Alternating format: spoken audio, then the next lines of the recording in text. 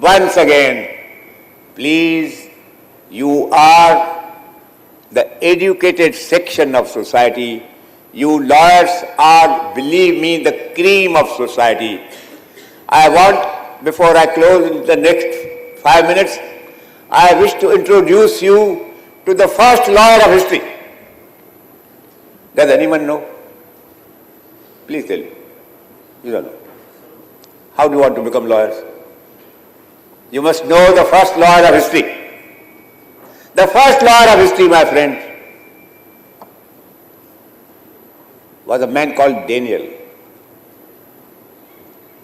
His story is located in ancient Babylon. It is a part of a biblical story of Daniel and Susanna. Babylon was ruled by 4 old men, as was the habit in those days. 4 old men, they ruled this country. And the old men of those days were no better than the old men of today. They suffered from the same weaknesses.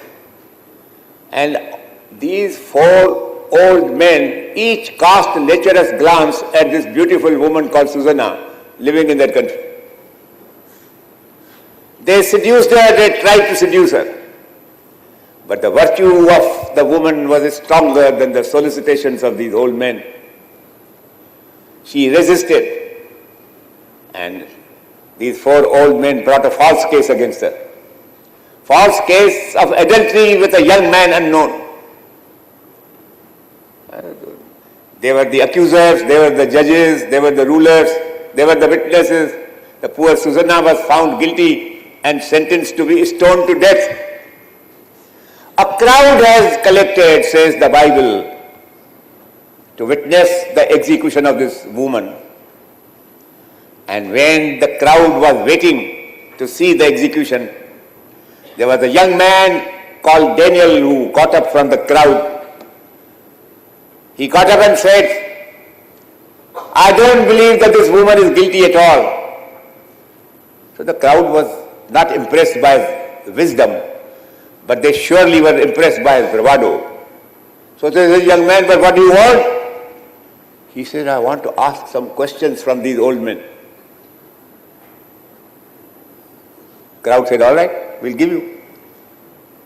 But he said, I want to. He acted quietly like a lawyer of today. You know, today when a lawyer goes to court, he insists that all other witnesses on the same point should be kept away from court, and they should not hear what he is asking one witness, so that they come ready with answers next time. So therefore, they said, all right. So he asked, the poor fellow was not a trained lawyer, but he was high up in his spirits. He asked the first old man, then where did you see this adultery being committed? He said, I saw it in the royal palace. Where? Then he named some section of the royal palace. The second old man was asked the same question. Oh, he says, sir, it took place on the river bank. The third says, oh, no, sir, it took place high up in some tower. All 4 gave conflicting replies, and the Bible records that the crowd which had come to witness the execution of this poor woman was now howling for the blood of these 4 old men. My lawyer friends, please, first of all, pick up the qualities of bravery and courage from this first lawyer of history. He was the first lawyer of history who fought to establish innocence, who fought free without a fee. And that underscores that you shall not deny your services to anybody you cannot pay your fees. I am very proud to tell you a fact which practically every judge knows and every member of the bar knows. I earn money at the bar, but I earn it from 10% of my clients. My 90% work is still free work.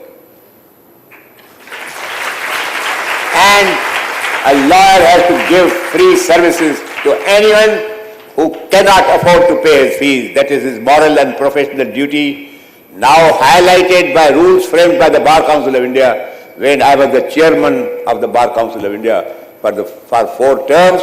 All these rules, I have got them framed, and today rendering free legal service is a statutory obligation under the Advocates Act of every lawyer, but those lawyers don't discharge their duties properly. And I hope you youngsters will do that.